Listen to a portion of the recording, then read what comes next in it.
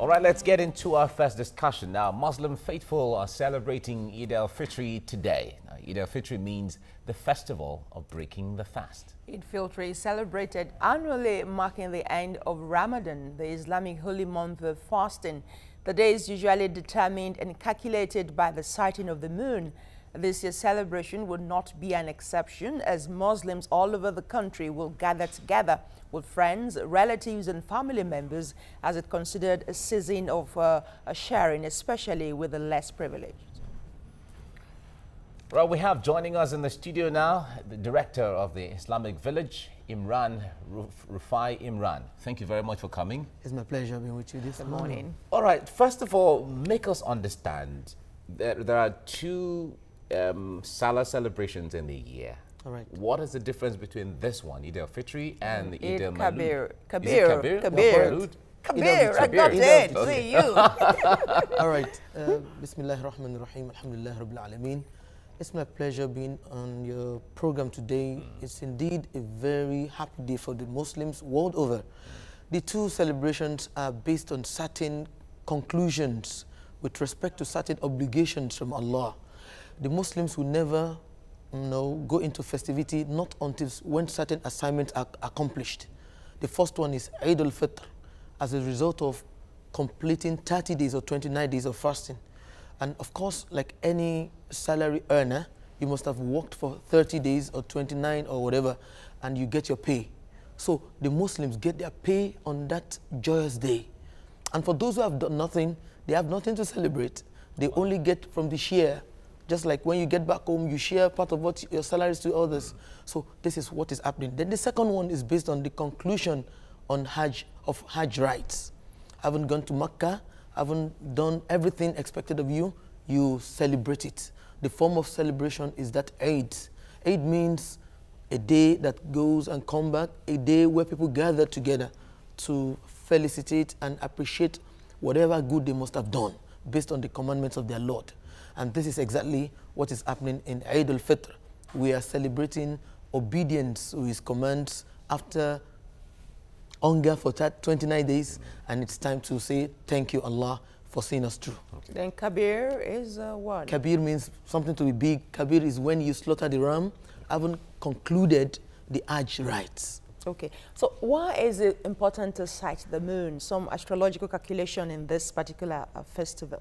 Okay, most importantly, there's nothing in this religion, Islam, except that the way we do it, when to do it, how to do it, the quality of doing it has been prescribed. For example, starting the Eid or starting the fasting will never come to play, not until when our method of calculation is being established. In fact, it means we rely so much on the traditional way, only backing it up with the technology. Technology is the secondary and sighting the moon is the primary. So that in case technology fails, your traditional way will always be there, because the moon will always come out, the sun will always be there, but your technology can fail you. You seem to rely more on the traditional than the normal calendar, really, because yes, you rather see the moon than listen to what the calendar says. Yes, because the natural one has been there even before technology came into play. When did we start using technology? And Islam has been in existence for over 1,450 years, when technology was nowhere to be found. So they must have started from somewhere, and they started from the natural sighting of the moon. All right, Imran, let me put you on hold. We'll come back shortly to you. Right now, let's go out on TVC Entertainment. Viewers there can continue the program and hook up to continue this discussion on DSTV channel 418, GoTV channel 45. Free TV, it is 701, start 270 and start times 307. We're talking Eid-el-Fitr. Don't go away.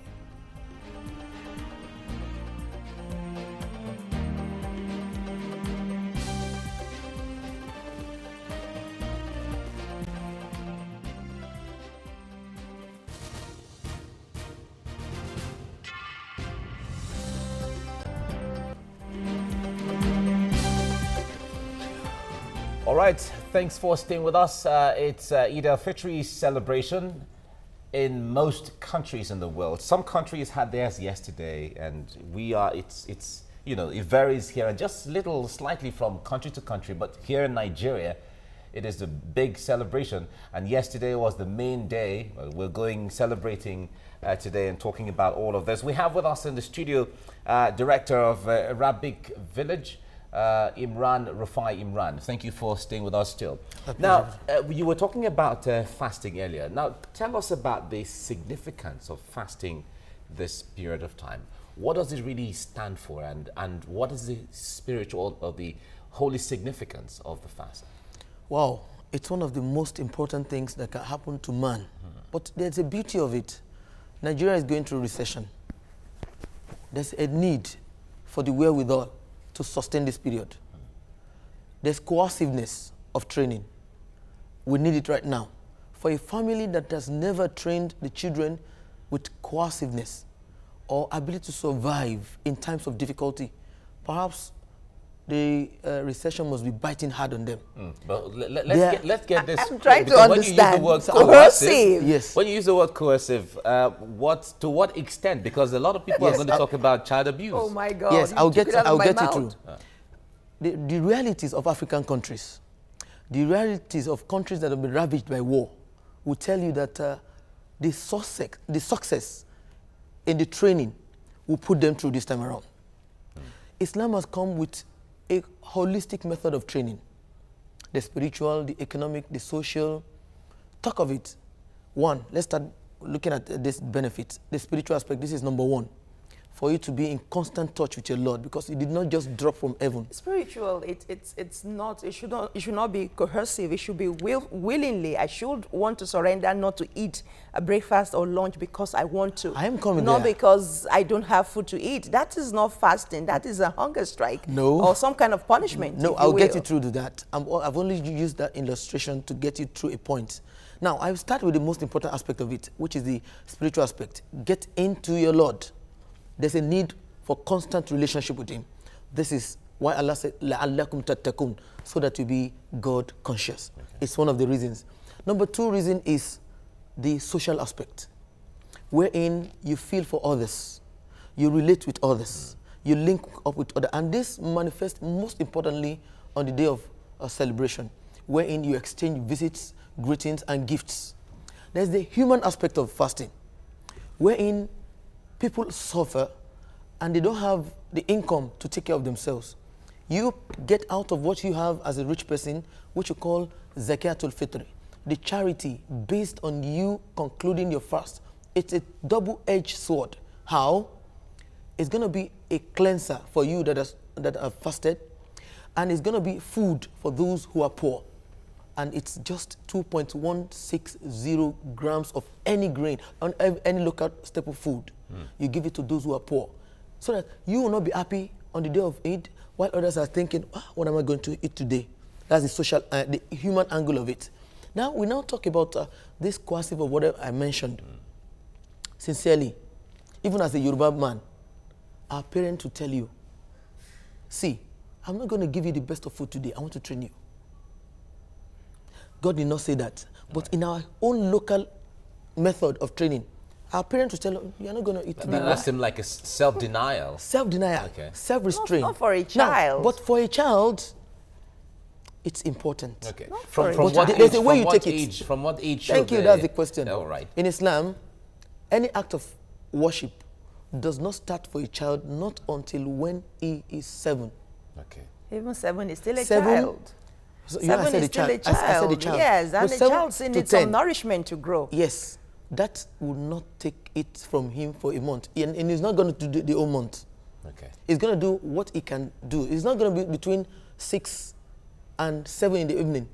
If he's tired by 12, it's fine. Right. Because it happened in the time of It's the a way Prophet. of training, gradually. Training, so I said training at the beginning. I've come to know some homes where children are introduced into fast early on, and some of those children develop ulcer as they grow older because they were too young. And not all of them. Some of them. So this is an avenue for them to develop some kind of abnormality. Let me give you an example.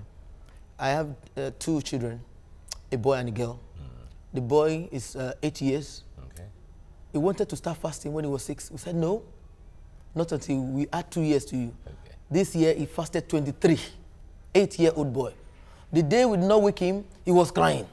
Okay. The 5-year-old girl did 13. Wow. With joy, everything. You know, we motivate them. It's Okay. a strength. When they go to the university, something like that might happen. They'll be prepared for it. When I was in the youth service, it's a form of training. When I was in the youth service, we were denied certain things. We did not take the best of tea. We were trained to work. You know, Well, you had something to eat. exactly. We all sat, but you had something to eat. It may not be the best, but you had something to eat 3 times a day. We went through endurance trek. Okay. Okay. Yeah, certainly. Everyone does that when you are in youth service. The president sent a speech in yesterday and a key on some of the key points. Some of them has to do with the issue of careless utterances, the issue of forgiveness. And have you listened to the president's speech? I think what's your take? He used the Hausa language. Yes, and it was translated. Yes. It's one of the most beautiful speeches I've heard in recent time, and I don't think he's biased. He's trying to say something that is coming from the depth of his heart. I wish him the best of all recoveries with respect to his health, and I think Nigerians should analyze, study, and take the best out of what he has said. And the major message is that Nigeria should remain, you know, in unity. And this is one of the messages of the Quran, that وَلَوْ شَاءَ رَبُّكَ, if your Lord had wished, he would not have made you to come together, but he had wished it. And the differences in language, differences in religion, differences in color is not a mistake from God. It's rather a purposeful attempt. In the Quran, Allah says, we have made you in this way so that you can know each other. When you know each other, that we are together is a design of Allah. It's a design of Allah. So we shouldn't try to. We should not try to break it. To break up. Because if you had wished, those who brought that idea would not have succeeded. It would have been met with strong opposition right from day one. In any case, my Bible says, "Who can say it and bring it to pass except the Lord commands it?" That's it. Okay. It's one of those things. So I urge Nigerians to see the benefit in our diversity. It's a beauty. It's a beauty, and we must try as much as to tap from the best of it. Look at the football team. The Igbos are there, the Yorubas are there, the Hausas are there, and we come together to achieve success. Exactly. And everyone sits down to watch the match. And when we fail together. And when we make it together. There's a lesson in it. Okay. We must imbibe it. We'll be running off soon, but I'd like to ask this question. A lot of our people are very symbolic with this celebration and the commemoration of Allah, the concept of generosity, the concept of self-denial, the concept of talking about piety, you know, and all of that, giving to the poor. There's usually this ceremony and the symbolism of it where after the day, everybody goes back to its normal way of doing things. How can that become a way of life instead of just waiting for one day to carry out all of those and then after that? There are 3 points I'm going to make. Okay. That day symbolizes that man should not be too serious. We were serious for 29 days. Okay. There should be a day for relaxation. And that is the 8th day. That's point number 1. Okay. The 2 remaining points. The nature of human being can either be hypocritical or real. When you are real, you continue what you have been trained for. It's like you going on a training course. You're expected to bring up the product of the outcome of your training.